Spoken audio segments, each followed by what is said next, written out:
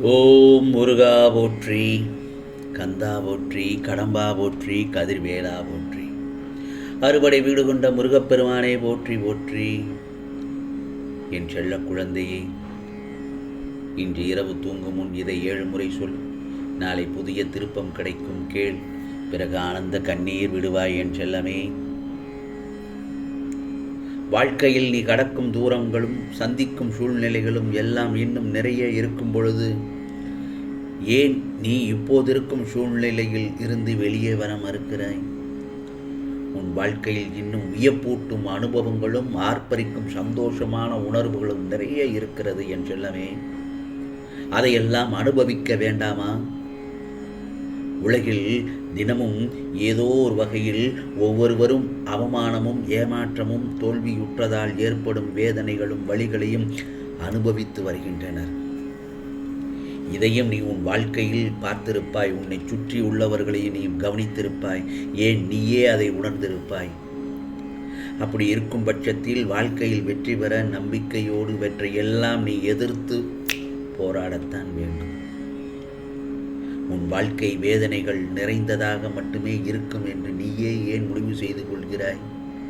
அப்படி முடிவு செய்யவே வேண்டாம். ஒரு செடியின் அடித்தளம் திடமாக இருந்தால்தான் ஆரோக்கியமான மரமாய் உயர்ந்து நிற்கும். அதுபோலத்தான் உன் வாழ்க்கையிலும் இதை மனதில் கொண்டு செயல்படும். ஆகவே தன்னம்பிக்கை இருக்கும் ஒருவரால் மட்டுமே வாழ்க்கையில் வெற்றி பெற முடியும். ஆகவே தன்னம்பிக்கை மிகுந்த மனிதராக உன்னை நீயே வெளிப்படுத்திக் கொள். தளராத மனமும் விடா முயற்சியும் இருப்பவர்களை தோல்வி ஒருபோதும் கிட்டத்தில் கூட நெருங்காது. ஆழ் மனதில் தோன்றும் எண்ணங்களே நம்மை வழிநடத்தி செல்கிறது. புரிகிறதா? உன்னால் முடியும், உன்னால் முடியும் என்ற நேர்மறை எண்ணம் கொள். அதுவே நேர்மறையாக எண்ணங்களை வளர்த்துக்கொள். உன் கடின உழைப்பு அதை உண்மையாக்கும். இது உனக்கு கஷ்டமான காலம் என்று நீ நினைக்கிறாய். ஆனால் இந்த முருகப்பெருமானை பொறுத்தவரை இது உன்னிடம் உள்ள குறைகளை மாற்ற உனக்கு ஏற்பட்ட நல்ல பாடமாய் அமைந்த காலம்தான் இது. ஆகவே நீ இதை நன்கு பயன்படுத்தி கொள்ள வேண்டும் என் செல்லமே. இந்த நல்லதொரு வாய்ப்பை நழுவ விடாதே. உன்னை சரி செய்ய உனக்கு ஏற்பட்ட நல்ல வாய்ப்பு தான் இதை. வைரத்தை பட்டை தீட்டினால்தான் ஜொலிக்கும். அதை முதலில் மனதில் கொள். கவலைப்படாமல் உன் கடமைகளை செய்து கொண்டே இரு. ஏனென்றால் இந்த பிரபஞ்சத்தில் நல்லவர்கள் என்றைக்குமே சோதனைக்குள்ளாவார்கள்.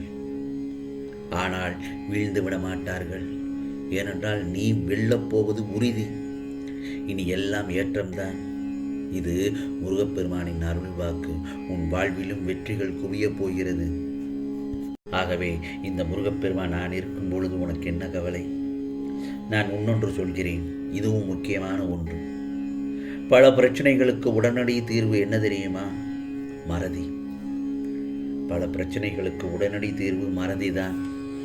நல்லதோ கெட்டதோ எதுவாயினும் நடந்து அதை அனுபவித்து தீர்ந்த பின் தான் அதை அனுபவித்த பின் உடனே மறந்துவிட வேண்டும்.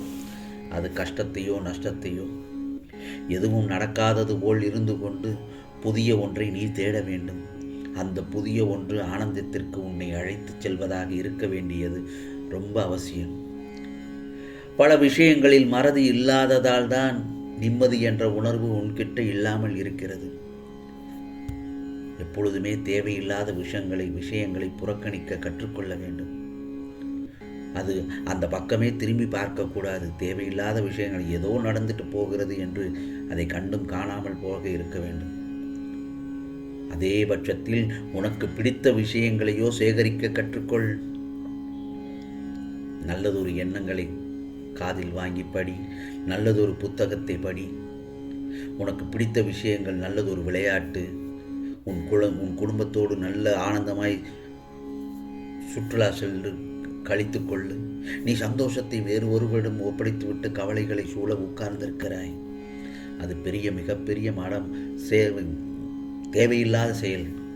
நேற்று நடந்ததையே நினைத்து கொண்டிருந்தால் இன்றைய நிம்மதி இழந்து விடுவாய். இதை நான் பலமுறை உன்னிடம் சொல்லியிருக்கிறேன். அப்புறம் நாளைய சந்தோஷம் உனக்கு கேள்விக்குறியாகிவிடும். என் பிள்ளையின் மனம் ஒன்றும் குப்பை கூலமல்ல. தேவையில்லாதவற்றை நீ அடைத்து வைத்துக் கொள்ள.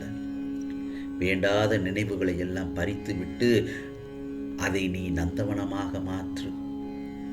அதில் நல்ல விதைகளை விதைத்து பூஞ்சோலையாக மாற்றித் தருகிறேன் இந்த முருகப்பெருமான். எப்போதுமே நான் உனக்கு சொல்வதுதான், உனக்கு யாரேனும் துரோகம் செய்து விட்டாலோ அல்லது உனக்கு தவறு இழைத்து விட்டாலோ உன் கர்மா கழிந்து விட்டது என நினைத்து சந்தோஷமாக நகர்ந்து செல். சந்தோஷமாக இருந்துவிடு. அவர்களுக்குண்டான பலனை நான் பார்த்து கொள்கிறேன். ஆனால் நீயோ நடந்தவற்றை எல்லாம் அசை போட்டு கொண்டே இருக்கிறாய். அவர்களுக்கு தண்டனை கிடைக்க வேண்டும் என்று நினைத்து கொண்டு உனது இப்போதைய சந்தோஷத்தை இழந்து கொண்டிருக்கிறாய். வேண்டாத நினைவுகளை மறந்துவிடு. ஆம் செல்லமே, பல மறக்க வேண்டிய நினைவுகள் நீ மறந்துவிடு. மறந்துதான் ஆக வேண்டும். இனி உனக்கு எல்லாம் அப்படி இருக்கும் பட்சத்தில் இனி எல்லாம் உனக்கு நல்லதாகத்தான் நடக்கும். நான் சொல்வதை கேட்டு நட. உனக்கு நல்லது மட்டுமே நடக்கும். அதேபோல்தான் ஒரு லட்சியத்தை நீ அடைய வேண்டுமென்றால் பல அலட்சியத்தை கடந்துதான் வர வேண்டும். அதனால்தான் உன்னை சுற்றி நடக்கும் எந்த பிரச்சனைகளை பற்றியும் கவலைப்படாமல் வந்து கொண்டே இரு என்று நான் அடிக்கடி உன்னிடம் கூறுகிறேன். ஏனென்றால் எல்லாமே முடிவுக்கு வரப்போகிறது. இந்த நல்ல செய்தியை கூறத்தான் உன்னை தேடி இந்த முருகப்பெருமான் உன் அருகே வந்திருக்கிறேன். உன் ஆசைகளையும் விருப்பத்தையும் லட்சியத்தையும் நீ அடைந்த பிறகு இது எல்லாமே தலைகீழாக மாறும். நீ அனுபவித்த துன்பங்கள் எல்லாம் இன்பமாக மாறும். அந்த காலமும் வந்துவிட்டது. உனக்கு மட்டும்தான் கஷ்டமும் நஷ்டமும் விடாமல் துரத்துகின்றது என்று நினைக்கிறாயா? இல்லவே இல்லை. உன்னை சுற்றி இருக்கும் ஒவ்வொருத்தரையும் இதயத்திலும் கடல் அளவு கஷ்டத்தையும் வேதனைகளும் சுமந்து கொண்டுதான் இருக்கிறார்கள். அதை முதலில் புரிந்து கொள். அதற்கு பின் கஷ்டம் உனக்கு பெரிதாக தெரியாது. அவர்களைப் போலவே நீயும் உன் கஷ்டங்களை மறந்துவிட்டு மறைத்து கொண்டு உன்னுடைய இஷ்டத்தை நோக்கி பயணம் செய். உனக்கு இஷ்டமானதை, உனக்கு பிடித்ததை அடைய வேண்டும். என்ன செய்ய வேண்டுமோ அதற்குண்டான வேலையை செய்ய ஆரம்பித்து விடு. இப்பொழுதிருந்தே நாளைய பொழுது நல்ல பொழுதாக மாறும். இப்போது உன் கவலை சூழ்ந்த முகத்தையும் கஷ்டத்தோடு வருத்தத்தோடு இருக்கின்ற உன் மனதையும் மாற்றுவதற்காகத்தான் இந்த முருகப்பெருமான் அவசரமாக உன்னிடம் பேச வந்துள்ளேன். இன்று இரவு நீ தூங்குவதற்கு முன் நான் சொன்ன இந்த மந்திரத்தை 7 முறை சொல். பிறகு நிம்மதியான தூக்கம் வந்து நாளைய பொழுது உனக்கு நல்ல பொழுதாக விடியும். அதில் நிறைய திருப்பங்கள் கிடைக்கும். அதை விட்ட பின் ஆனந்த கண்ணீர் விடுவாய். ஆம் செல்லமே, அது என்ன மந்திரம் தெரியுமா? இலகுவான மந்திரம்தான். ஓம் சரவண பவ, ஓம் சரவண பவ, ஓம் சரவண பவ என்று இந்த மந்திரத்தை, மந்திரமல்ல இது, எல்லோருக்கும் தெரிந்ததுதான். இது என்னென்றால் தூக்கமில்லாமல் இருக்கும் என் செல்ல பிள்ளைக்கு இது ஒரு எடுத்து கொடுக்கும் மந்திரம்தான். இதை சொன்ன பிறகு உனக்கு தன்னால் நல்லதொரு தூக்கம் வந்து நிம்மதியாக தூங்கு. நாளைய பொழுது உனக்கான பொழுதாக விடியும். இது முருகப்பெருமானின் அருள் வாக்கு. ஓம் சரவண பவ.